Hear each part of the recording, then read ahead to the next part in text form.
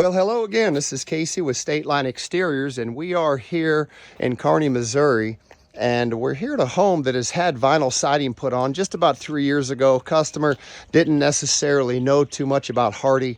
We're out here looking at a window, and as I came out after 3-year-old siding, one of the things I'd like everybody to notice is the oxidization that happens after just a few years. Now, we're kind of at a dirty spot, so let's go ahead and ring this in.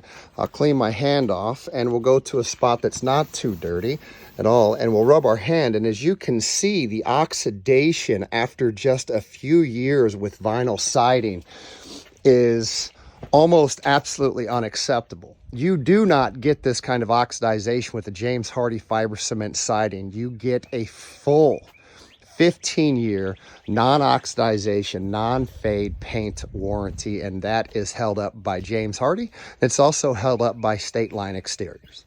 This is Casey with State Line Exteriors, signing off.